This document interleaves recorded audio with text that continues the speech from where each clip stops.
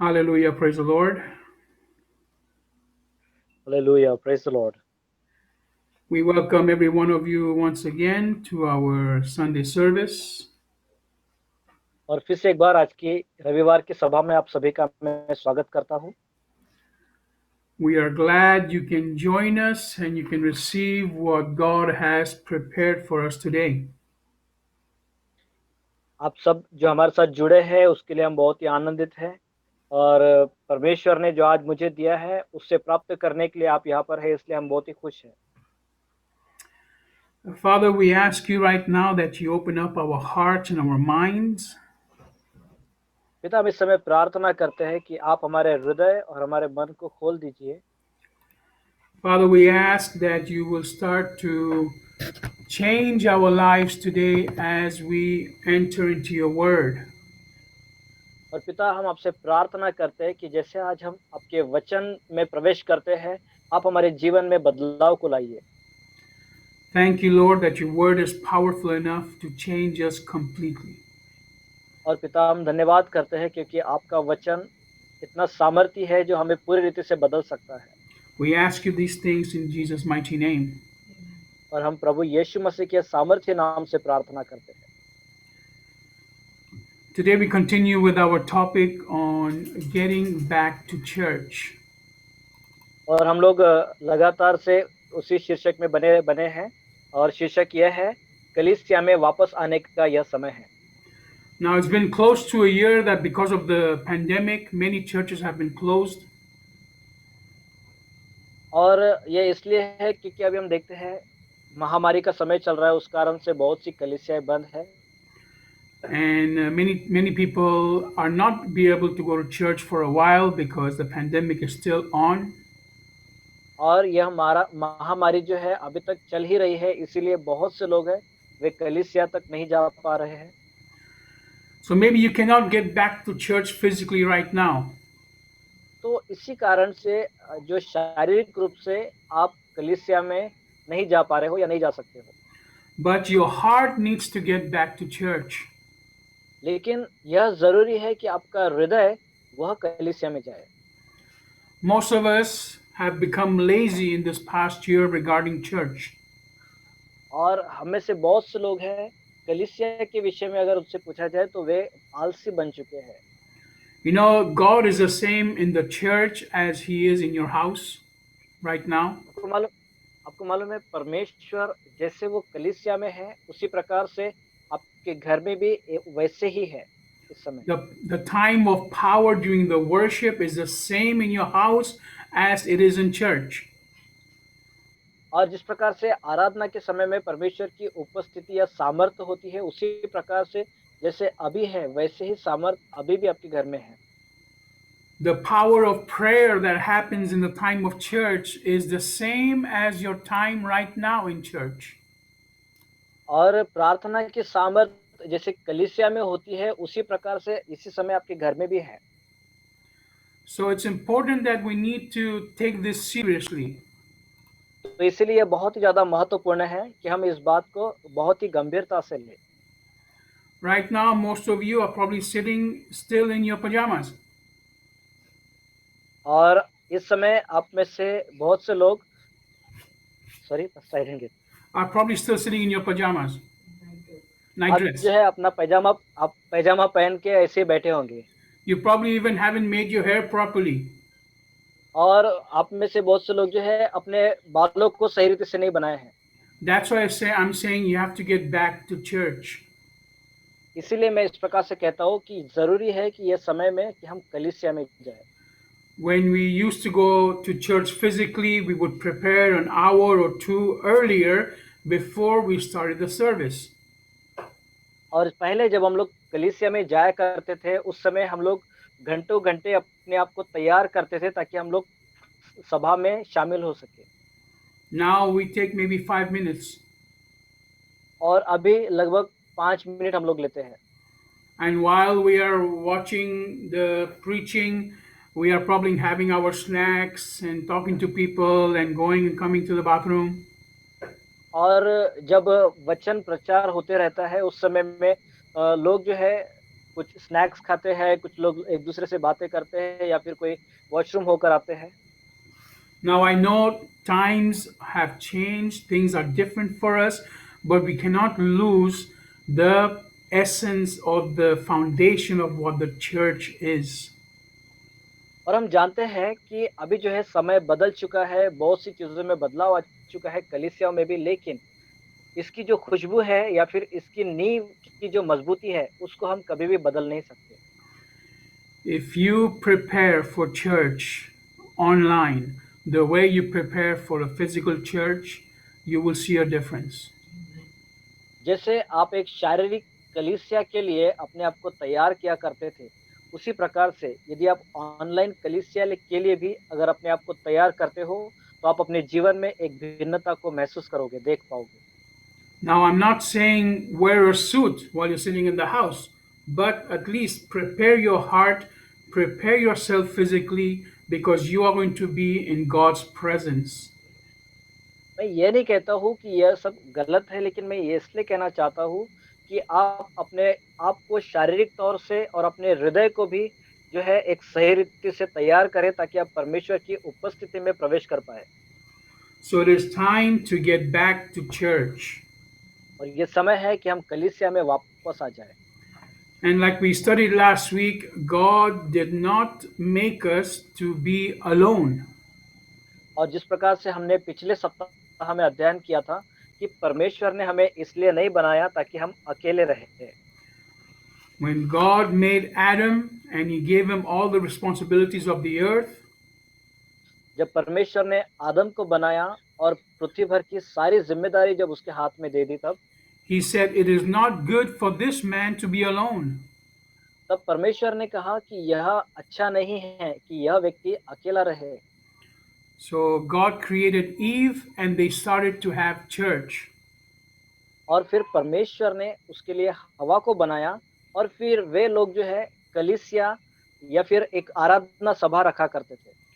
So Adam and Eve together had church every day because church means being in the presence of God with somebody else. और आदम और हवा जो थे वे हर दिन कलीसिया के भाग थे, क्योंकि कलीसिया का अर्थ यह है कि परमेश्वर के लोग एकत्रित आकर परमेश्वर की उपस्थिति में समय बिताए। You cannot have church on your own. और आप अपनी कलीसिया अपने आप से नहीं कर सकते हो। Church means the gathering of the people of God to worship God. कलीसिया का अर्थ यह है परमेश्वर के लोगों का एकत्रित आना ताकि वे परमेश्वर की आराधना कर सके। God made us that way and he wants us to be together united. और परमेश्वर ने हमें उसी रीति से बनाया है और वे चाहते हैं कि उसके लोग एक मन होकर रहे। We are not called to be yogis. और हम योगी करके हमें नहीं बुलाया गया है। We are not called to be monks up in the monastery on our own. या फिर हम किसी पहाड़ पर बैठे हुए सन्यासी व्यक्ति या फिर अपने आप से ऐसा निर्णय लेने वाले नहीं हैं। We are called to be with one another and to share everything with one another. परमेश्वर ने हमें इसलिए बनाया है ताकि हम लोग एक दूसरे के साथ साझा रखें और अपनी बातों को एक दूसरे के साथ बांटें। When God sees that we are together and in unity, the blessings start to flow. जब परमेश्वर देखते हैं कि हम सभी लोग एकता में और एक मन में जीवन जीते हैं, तो परमेश्वर की आशीष से बहना शुरू होती है। Let's go to Psalm 133. आइए हम लोग देखेंगे भजन संहिता 133। Here we see how God blesses when people come together in unity. और यहाँ पर हम देखते हैं कि परमेश्वर कैसे लोगों को आशीष करते हैं जब लोग एकता में आते हैं तब। Now, they come in unity for God, not for their own purpose. और वे एकता में या फिर एकत्रित परमेश्वर के लिए हो रहे हैं, अपने किसी कामों के लिए नहीं। Because right now, many people are coming together for the wrong purpose. क्योंकि इस समय अगर देखा जाए तो बहुत से लोग हैं वो एकत्रित होते हैं लेकिन एक बुरे उद्देश्य से। They come together to party. वे लोग जो है पार्टी मनाने के लिए एकत्रित आते हैं। They come together to go to the beach. और वे जो है समुद्र के किनारे जाने के लिए एकत्रित आते हैं They come together to do the wrong things. और वे कुछ गलत कामों को करने के लिए एकत्रित आते हैं There is no blessing from God, और ऐसी बातों में परमेश्वर की ओर से कोई आशीष नहीं है because there you are doing it for your own flesh, for your own needs and your emotions. क्योंकि ये जो काम है आप अपने शरीर के लिए या फिर अपने आप के लिए या फिर अपनी भावनाओं के लिए आप करते हो But when we come together for God as the center of everything, His blessings start to flow. लेकिन जब हम लोग एकत्रित आते हैं परमेश्वर के लिए या फिर परमेश्वर को केंद्र स्थान में रखकर हम लोग उस कामों को करते हैं तो परमेश्वर की आशीष बहती है This is the purpose of church. और यही कलीसिया का उद्देश्य है Psalm 133, we read, और हम लोग पढ़ेंगे भजन संहिता 133 Look how good and how pleasant it is when brothers live together in unity. देखो यह क्या ही भली और मनोहर बात है कि भाई लोग आपस में मिले रहे It is like precious oil on the head, descending to the beard, even to Aaron's beard, and flowing down to the edge of his robes. यह तो उस उत्तम तेल के समान है जो हारून के सिर पर डाला गया था और उसकी दाढ़ी पर बहकर उसके वस्त्र की छोर तक पहुंच गया It is like the dew of Hermon falling on Zion's mountains, for there the Lord commanded his blessing, life everlasting. यह हिम्रोन के उस ओस के समान है जो सियोन के पहाड़ों पर गिरती है यहोवा ने तो वही सदा के जीवन की आशीष ठहराई है So here God gives us an image of how his blessing flows towards his people. और यहाँ पर परमेश्वर एक दृश्य दिखाते हैं कि कैसे परमेश्वर अपने लोगों को आशीष करते हैं He gives the image of Aaron, who is the priest of God, और यहाँ पर परमेश्वर चित्रित करते हैं हारून को जो परमेश्वर का एक याजक था and first of all, God says that He is pleased with His people coming together in unity.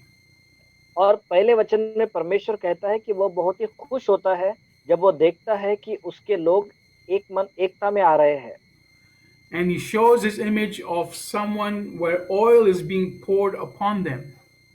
और फिर वह चित्रित इस प्रकार से कहता है कि कोई एक ऐसे व्यक्ति के समान है जिसके सिर पर तेल डाला गया हो So God, what He does is when we are in unity, when we are in one mind, He starts pouring His blessings. तो फिर परमेश्वर क्या करते हैं वो इस प्रकार से करते हैं कि मानो हम लोग जब एक मन में होते हैं तो परमेश्वर अपनी आशीषों को उन पर उंडेलते हैं And God loves it when we are of one mind focused on Him. और परमेश्वर को बहुत ही पसंद है ऐसी बातें जब हम लोग एक मन होकर उस पर ध्यान लगाते हैं तब That's why it is so important that even when we come to the church online, we focus only on the time with God. तो इसीलिए ये बहुत ही महत्वपूर्ण है कि जब हम लोग कलीसिया में आते हैं चाहे फिर वो ऑनलाइन क्यों ना हो हमारा जो ध्यान हो सिर्फ और सिर्फ परमेश्वर पर रहे Right now, most of you are thinking about what is being cooked for lunch. और हो सकता है इस समय बहुत से लोग इस प्रकार से सोच रहे होंगे कि अभी हम लोग भोजन के लिए क्या बनाएं Or if you're cooking something right now, the fire is on, you're worried about that instead of sitting in church. और हो सकता है कि आप कुछ बना रहे हो और आपके गैस में जो है कुछ आग लगी हुई है आप उधर भी पका रहे हैं और फिर मीटिंग भी अटेंड कर रहे हैं And you're not concentrating right now in the words spoken directly to your soul. और जो वचन आपकी आत्मा के साथ प्रचार किया जाता है उसकी ओर आपका ध्यान नहीं लगता है फिर That's why I'm saying we need to come together in unity, and the unity has to be that God is first right now. और इसीलिए मैं कह रहा हूँ कि सबसे पहले जरूरत है कि हम सब एकत्रित होकर एक मन में आए एकता में आए और वहां पर हमारा जो ध्यान हो और ध्यान करने का जो केंद्र हो वो सिर्फ परमेश्वर हो Right now, in every single house, the focus should be on the word of God being preached. और इस समय हर एक घर में एक ही चीज़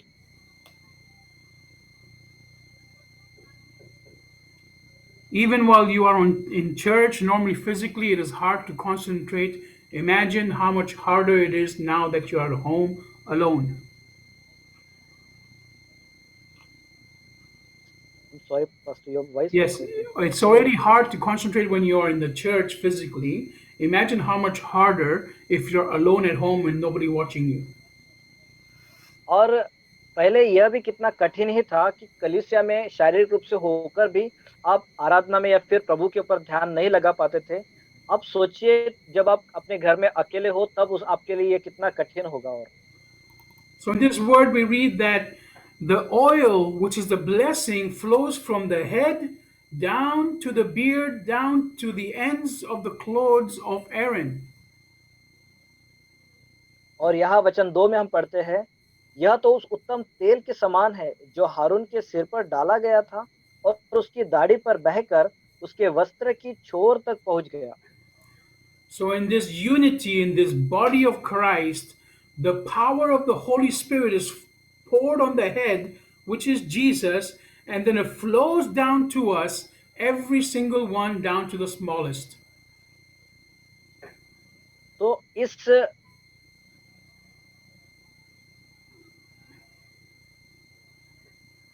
चित्र में हम लोग इस प्रकार से देखते हैं यहाँ पर जो गया है ये मानो ऐसा है कि पवित्र आत्मा का सामर्थ्य उसके ऊपर में डाला गया और फिर वो यीशु के समान बहकर जो है वो नीचे तक आ रहे हैं। So, every single person that is part of the body of Christ and is in unity will receive the blessing. तो इसका अर्थ ऐसा है, हर एक व्यक्ति जो मसीह की देह मतलब कलीसिया का भाग है, तो वह इस जो जो उत्तम तेल या फिर जो आशीष है उसका वो भागीदारी हो सकता है। And in verse 3, we see, for there the Lord commanded his blessing. और यहाँ वचन 3 में हम देखते हैं कि परमेश्वर अपनी आशीषों को आज्ञा देता है इस प्रकार से। It says, the Lord commanded his blessing. और यहाँ पर इस प्रकार से कहता है कि परमेश्वर ने उस आशीष को ठहराया And that blessing is life everlasting. और वह आशीष जो है वो सदाकाल का जीवन है। So when you come together to church with one mind,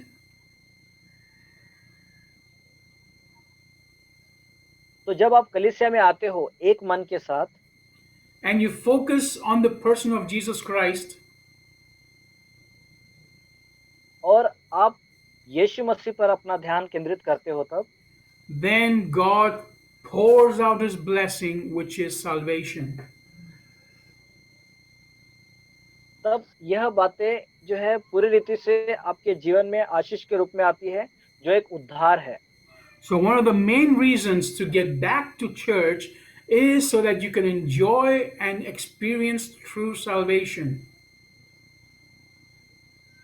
तो एक मुख्य कारण जो जिसके लिए आप कलीसिया में आते हो वो यही है कि आप अपने उद्धार में आनंद मना सको।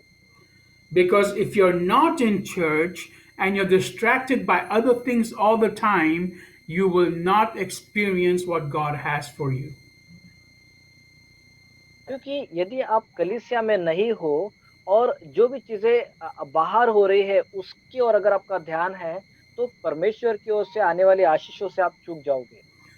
Now, I am not saying that if you don't have a church right now, and that if you are far away from any way to meet somebody else, that God cannot touch your life.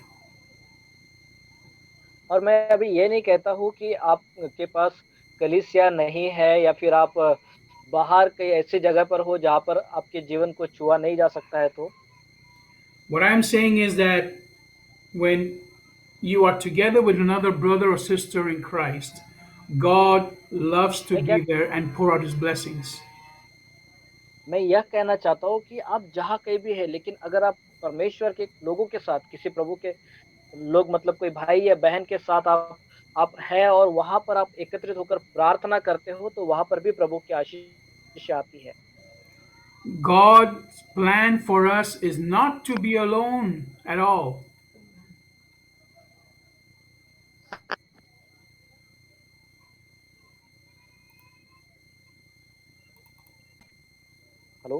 Yes, God's plan for hello, us is am I not to be audible sir? alone. Sorry? और परमेश्वर का जो योजना है वह सिर्फ आपके अकेले के लिए नहीं है। God does not want us to be alone. परमेश्वर कभी नहीं चाहते कि हम अकेले रहें। The moment you accepted Jesus Christ, you became part of a family. जिस समय में आपने यीशु मसीह को अपने जीवन में स्वीकार किया या ग्रहण किया, आप परमेश्वर के उस परिवार के सदस्य बन गए। In that family of God, you will have parents, और उस परमेश्वर की परिवार में आपके पास माता-पिता है, you will have brothers and sisters, आपको भाई और बहनें हैं, you will have even spiritual children. और इतना ही नहीं लेकिन आपको जो है आत्मिक बच्चे भी होंगे। So, God has done this on purpose so that no one ever feels alone. तो परमेश्वर यही चाहते हैं कि उसके बच्चों में कोई भी व्यक्ति अपने आप को अकेला महसूस ना करे। And your spiritual family is more important than your physical family for God.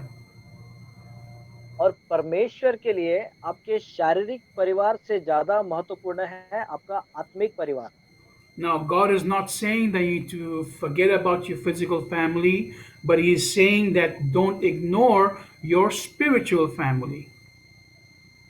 इसका अर्थ ये नहीं है, परमेश्वर ये नहीं कह रहे हैं कि आप अपने शारीरिक परिवार को छोड़ दो या फिर उनकी तरफ ध्यान मत लगाओ, लेकिन परमेश्वर कहते हैं कि आप आत्मिक परिवार को कभी भी अनदेखा ना करो। Now, you might be thinking, how can God do that? Well, this is exactly what Jesus did before He left. और आप सोच सकते हैं कि परमेश्वर ऐसा कैसे कर सकते हैं, लेकिन यही बात है जब यीशु मसीह ने भी जब अपनी सेवकाई की शुरुआत के समय किया। Let's see some of the words Jesus told His disciples while He was on the cross and dying. और आइए हम लोग देखेंगे यीशु मसीह के कुछ ऐसे शब्दों को, उन वचनों को जब यीशु मसीह क्रूस क्रूस पर थे तो वो कह रहे थे उसको। John chapter 19, verse 25 यूहन्ना उसका 19वां अध्याय और वचन 25 says, meanwhile, standing near Jesus' cross were his mother's sister, Mary, the wife of Clophas, and Mary Magdalene. अतः सैनिकों ने ऐसा किया कि यीशु के क्रूस के पास उनकी माता और उनकी माता की बहन क्लोपास की पत्नी मरियम और मरियम मगदलेने खड़ी थी। When Jesus saw his mother and the disciple whom he kept loving standing there, he told his mother, dear lady, here is your son. जब यीशु ने अपनी माता और उस चेले को जिससे वह प्रेम रखता था पास खड़े देखा, तो अपनी माता से कहा, हे नारी, देख यह तेरा पुत्र है। Now we know that the disciple he loved is John. और हम जानते हैं कि जिस व्यक्ति से वह बहुत प्रेम करता था, जो चेला जिससे यीशु मसीह ज़्यादा प्रेम करते थे, वह यूहन्ना है। Not John the Baptist, but John, one of the authors of the Gospels. और ये यूहन्ना बपतिस्मा देने वाला नहीं, लेकिन जो 4 सुसमाचार में से जो यूहन्ना रचित सुसमाचार लिखने वाला, वह लेखक यूहन्ना। Verse 27, then he told the disciple, here is your mother. And from that hour, the disciple took her into his own home. और फिर वचन 27 में हम पढ़ते हैं, तब उसने चेले से कहा, यह तेरी माता है, और उसी समय से वह चेला उसे अपने घर ले गया। Now here we see that Jesus Christ gives a very strong commandment. और यहाँ पर हम देखते हैं कि यीशु मसीह बहुत ही एक मजबूत ऐसी आज्ञा उस व्यक्ति को देता है। He makes it very clear to us that our spiritual family is more important than our natural family. और यहाँ पर वह एक महत्व हुए बताते हैं कि हमारे लिए ज्यादा महत्वपूर्ण है आत्मिक फैमिली इससे कि हमारा शारीरिक परिवार से। Now imagine Mary was a widow at that moment. उस समय आप समझ सकते हो कि मरियम एक विधवा स्त्री है, She wasn't abandoned, she still had family because Jesus had brothers and sisters. लेकिन वह अकेली या त्यागी हुई स्त्री नहीं थी क्योंकि उसके पहले भी कुछ भाई या बहनें थे मतलब बच्चे थे। But most probably they were not following Christ. लेकिन अगर देखा जाए तो वे मसीह के पीछे चलने वाले लोग नहीं थे। So then Jesus saw that it was important for his mother to be with a disciple of him. तब यीशु ने देखा कि उसके माँ के लिए ज़रूरी है कि वह यीशु मसीह के चेले के साथ रहे। Because he probably knew that Mary felt very lonely because the followers of Christ were not in her own house. और क्योंकि उसने देखा था कि यीशु मसीह की जो माँ है, वो अपने आप को बहुत ही अकेला महसूस कर रही है क्योंकि यीशु मसीह का कोई चेला भी उसके साथ नहीं था। Now, understand that back then there was no church. और समझने की कोशिश करना, उस समय में वहाँ पर कोई कलीसिया नहीं थी। So Jesus told Mary that from now on you will live with John, and he told John from now on you will take care of Mary. और फिर इसीलिए यीशु वहाँ पर इस प्रकार से कहते हैं मरियम से कि अभी से तुम यूहन्ना के साथ रहोगी और यूहन्ना को कहा कि तुम मरियम की देखभाल करोगे। Because Jesus Christ understood the importance of having a body of Christ, having a church, if we want to receive the blessings. क्योंकि यीशु मसीह यहाँ पर समझते हैं कि यदि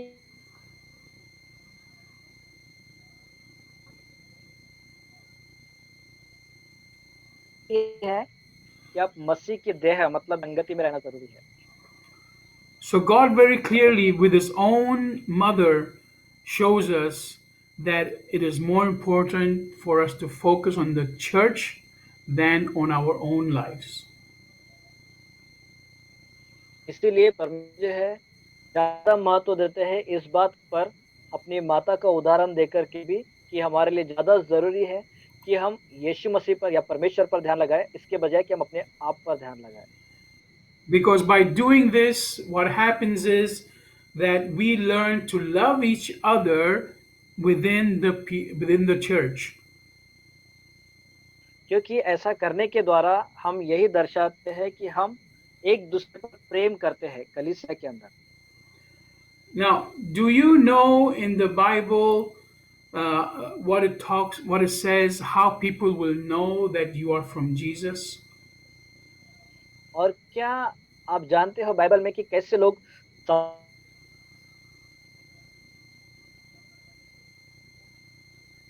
There seems to be some connection problem. It's okay, we will continue as the Lord continues to speak. Am I audible, Pastor? Yes, it's okay. Let us understand that people will not know that you are of Jesus just because you do miracles. और यहाँ इस प्रकार से दर्शाते हैं कि ये ऐसा ज़रूरी नहीं कि अगर आप यीशु मसीह के साथ नहीं हैं, तो आप चमत्कार नहीं कर सकते हो। People will not recognize you as a disciple of Jesus just because you preach. और सिर्फ़ आप प्रचार करते हो, इसी के कारण लोग आपको नहीं पहचानेंगे कि आप यीशु के साथ हो। Just because you love the people of the world does not mean you are a disciple of Jesus. और सिर्फ़ क्योंकि आप संसार के लोगों से प्रेम करते हो, इसके लिए इसका अर्थ यह नहीं है कि आप यीशु मसीह के अनुयायी हैं। Just because you pray very loud and with big words, people will not think you are a disciple of Jesus. और सिर्फ़ इसलिए क्योंकि आप बहुत ऊँची-ऊँची आवाज़ में प्रार्थना करते हो, इसीलिए लोग ये नहीं सोचेंगे कि आप यीशु मसीह के चेले हो। Just because you give money to the poor or you bring money to church, people will not think you are a disciple of Jesus. और सिर्फ़ आप लोगों की मदद करते हो या फिर उनको पैसा देते हो या फिर कलीसिया को पैसा देते हो, इसे देखकर लोग नहीं कहेंगे कि आप यीशु मसीह के चेले हो। Because all these things are religion. क्योंकि ये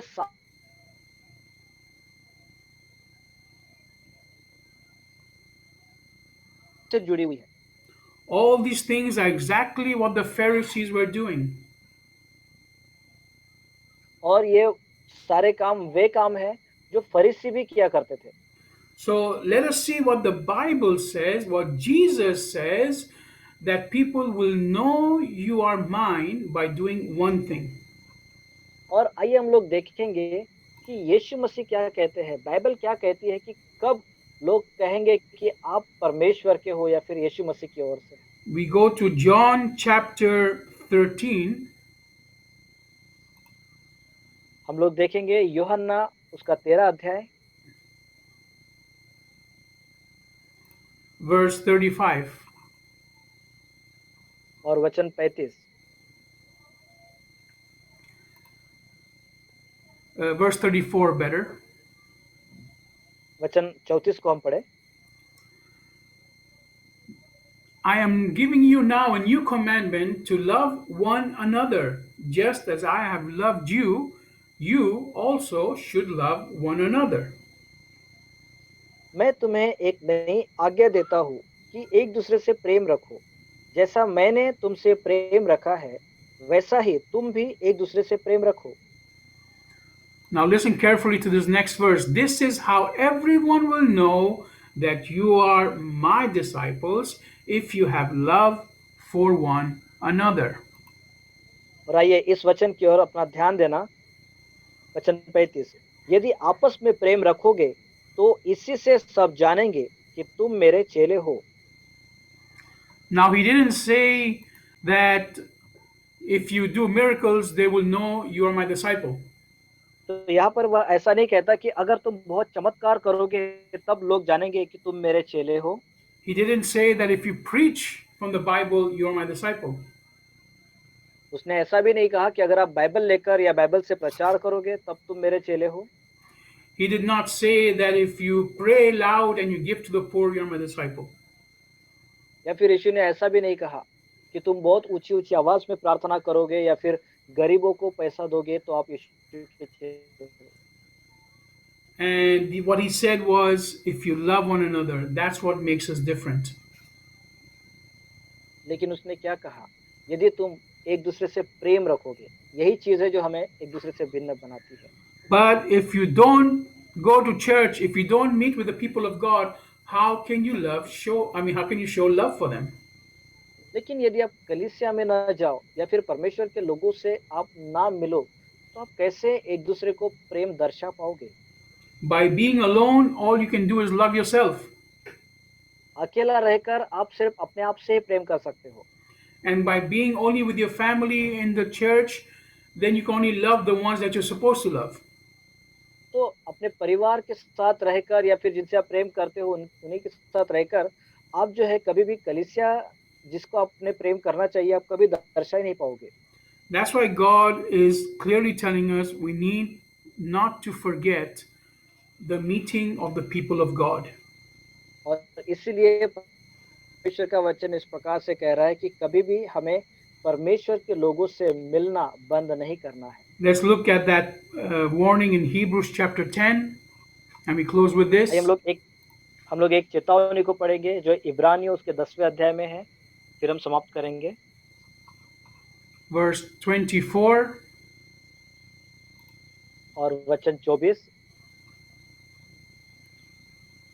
And let us continue to consider how to motivate one another to love and good deeds, not neglecting the meeting together, as is the habit of some, but encouraging one another even more as you see the day of the Lord coming nearer.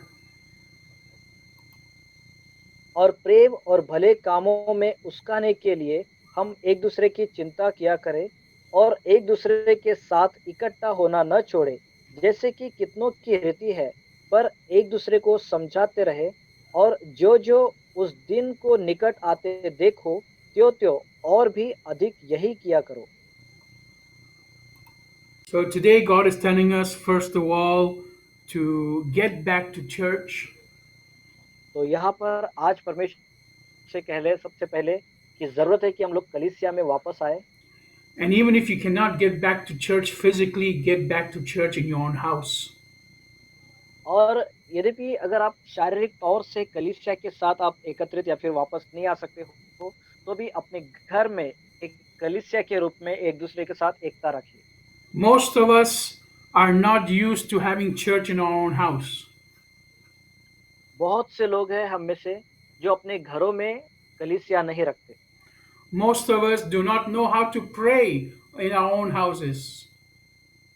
और बहुत से लोग ऐसे भी हैं जिन्हें अपने घरों में प्रार्थना करना नहीं आता And I guarantee that most of you have never ever worshiped in your own house.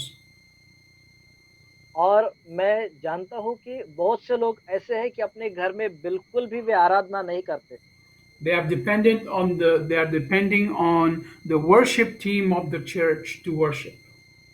और वे जो है कलीसिया की आराधना करने वाली जो टीम होती है वो वे आराधना करें उनकी आराधना पर वो डिपेंड होते हैं I tell you one thing, your house is a church if you have more than one believer living with you.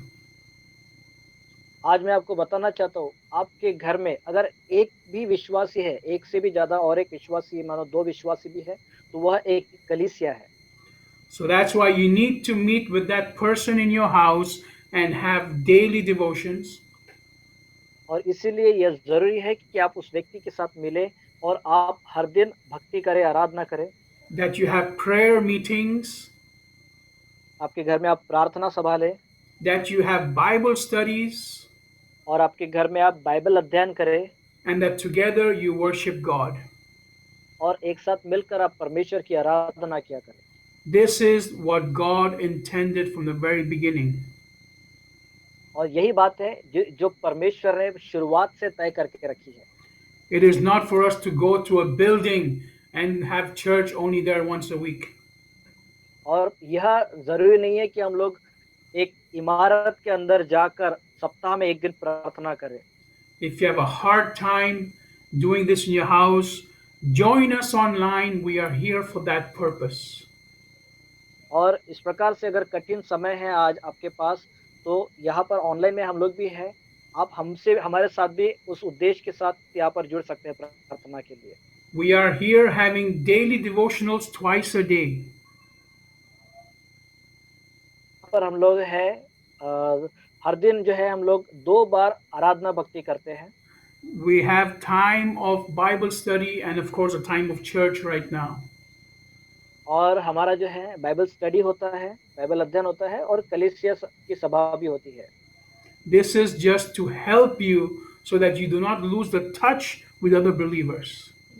और ये सिर्फ इसीलिए है ताकि वो आपको मदद करे कि आप दूसरे विश्वासियों के साथ जो एकता में रहना है उसको खो ना बैठे।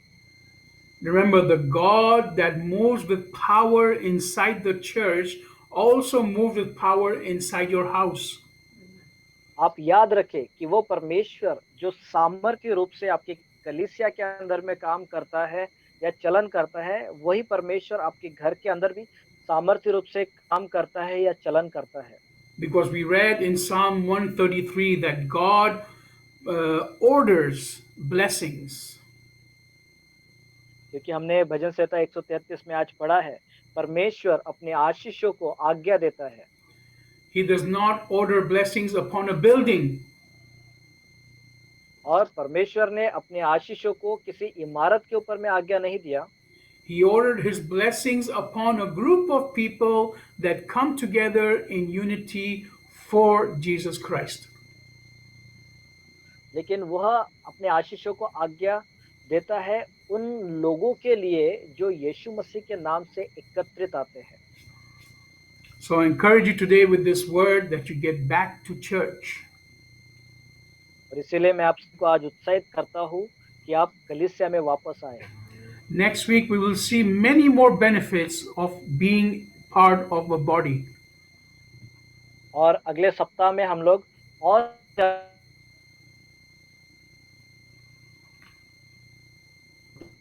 के भागीदारी होने के द्वारा हमें क्या-क्या लाभ होता है। So we thank you for joining us. और आप सभी का शुक्रिया आज हमारे साथ जुड़ने के लिए। And we'll be praying that God makes you serious about your time in church. और हम लोग प्रार्थना करेंगे कि परमेश्वर आपका मसीह के समय बिताने में आपको परमेश्वर समय दे। God bless you and have a wonderful and victorious week in Jesus' name. परमेश्वर आप सभी को आशीष दे और आप सभी का एक बहुत ही आशीषमय और एक विजेता भरा सप्ताह हो।